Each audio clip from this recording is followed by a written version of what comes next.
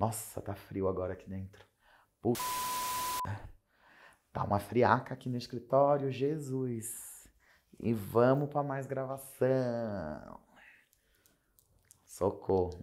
Hello, meu Brasil brasileiro. Vamos falar de assunto sério hoje. Como vocês sabem, na próxima terça-feira, dia 12 de outubro, é Dia das Crianças. E pensando nessa data, hoje eu quero conversar com vocês sobre as vivências de crianças trans. Eu acho que ainda é bem comum a gente abordar o tema da transexualidade do ponto de vista da infância, e eu acho que tem muita coisa importante pra gente conversar aqui hoje. Então, ó, já senta aí, se aconchega e dá aquela força se inscrevendo aqui no canal. E deixa um like aqui nesse vídeo para ele chegar para cada vez mais pessoas. Então, ó, produção, roda a vinheta.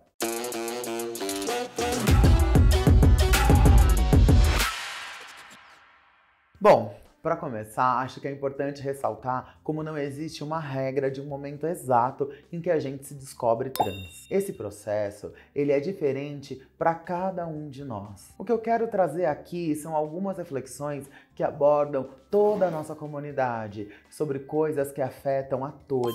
Por exemplo, mesmo que a transexualidade esteja se tornando um assunto mais abordado na sociedade, ninguém se prepara para ter filhos trans. Acho que dá pra gente falar sem exagero que, quando uma criança se descobre trans, não é só ela que passa por uma transição, mas a família inteira. Ainda temos uma sociedade muito binária, que consegue encaixar apenas conceitos de masculino e feminino. A transexualidade, por desafiar a ligação entre identidade de gênero e sexo biológico, confunde um pouco. Tudo que não se encaixa no binarismo sofre resistência. Então, para mães e pais aceitarem que a criança que eles estão criando não se identifica com sexo biológico, é um grande processo de desconstrução.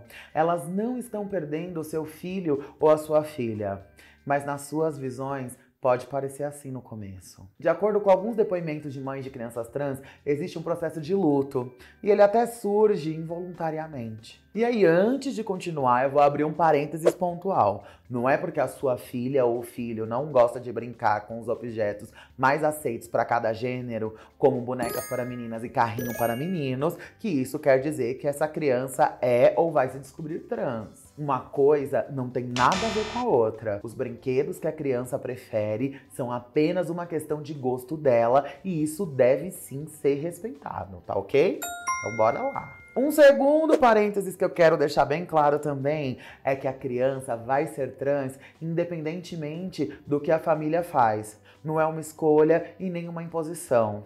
É simplesmente quem ela é.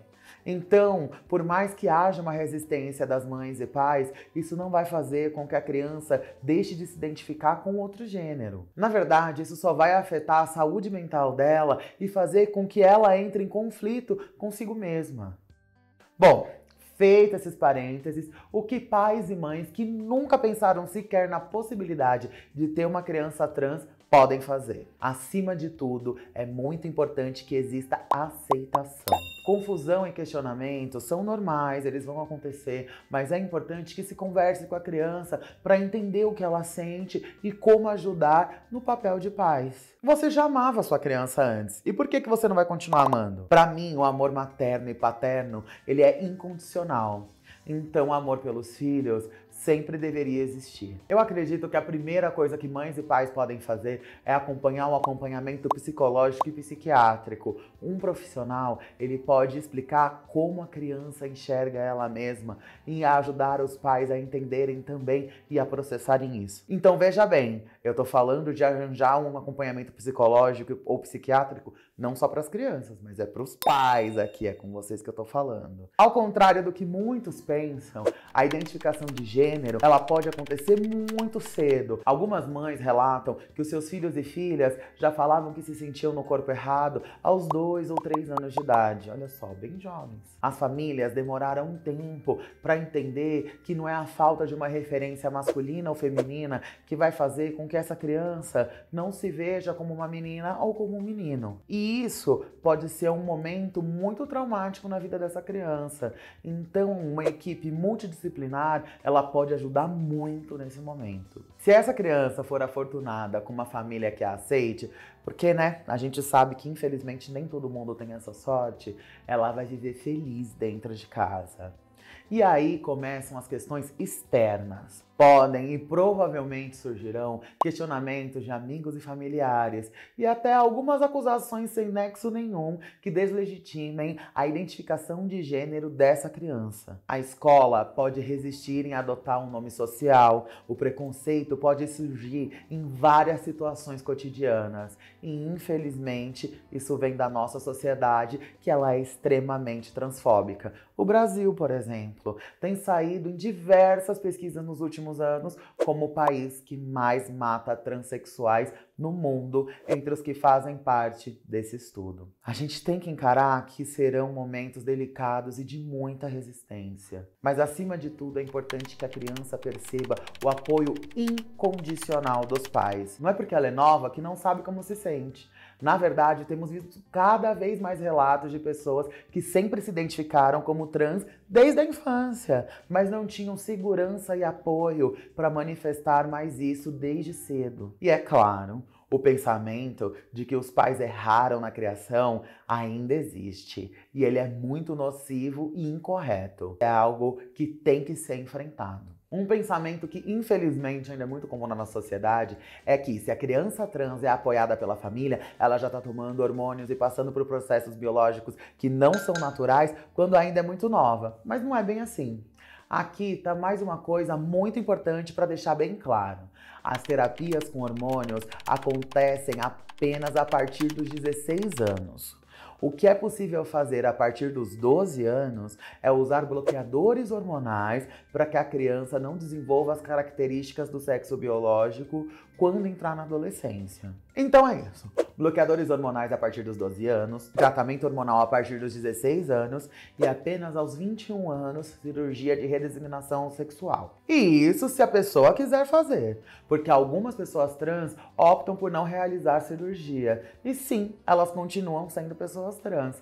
Desde 2008, é possível realizar a cirurgia de redesignação sexual de forma gratuita pelo SUS. Por exemplo, eu sou uma pessoa trans que optei por não fazer uma cirurgia de redesignação sexual. E isso não me faz menos trans ou mais trans. É importante a gente ser bem explicativo com tudo isso, porque ainda há muita informação incorreta por aí que leva a bastante preconceito. Então, se você está assistindo a esse vídeo e for um pai ou uma mãe que acha que a sua criança é trans, vá buscar apoio psicológico, tá ok? A primeira orientação é de não tentar corrigir ou impor comportamentos para essa criança, mas é importante ter um profissional ao lado, dando indicações dos próximos passos. Aqui no Brasil, por exemplo, a gente tem o Antigos, Ambulatório Transdisciplinar de Identidade de Gênero e Orientação Sexual do Hospital das Clínicas da Universidade de São Paulo, a USP, que faz um acompanhamento interdisciplinar que é incrível com essas crianças e adolescentes trans.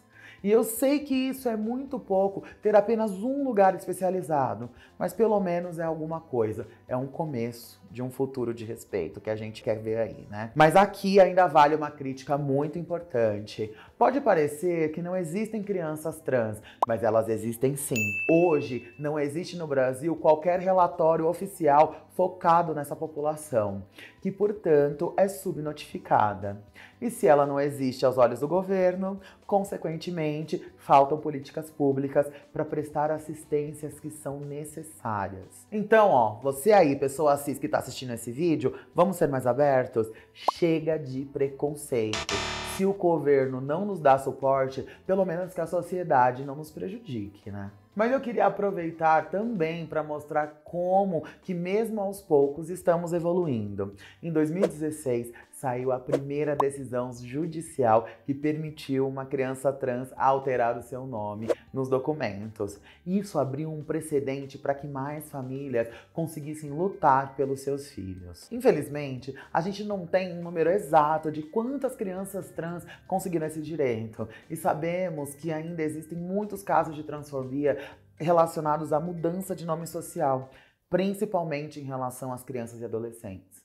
mas a gente resiste e ocupa cada vez mais espaços. Eu também queria aproveitar para falar do livro Minha Criança Trans, da Tamires Nunes, que conta como foi o processo de conhecer a filha Ágata e entender como o amor não tem gênero. O livro de Tamires traz visibilidade para esse tema e mostra como foi a história dela, que pode inspirar mais mães e pais de crianças trans por esse Brasilzão todo. Eu recomendo, hein? O link do livro, ó, tá aqui na descrição do vídeo. E finalizando esse vídeo, eu também quero mostrar a história da artista pop Kim Petras, uma cantora nascida na Alemanha, que fez a sua transição aos 13 anos, por volta de 2003. Em 2006, a Kim deu uma entrevista em um programa de televisão falando sobre a transição, como ela se sentia uma menina desde os 2 anos de idade e sobre como foi o tratamento que aconteceu na Universidade de Hamburgo. It's right.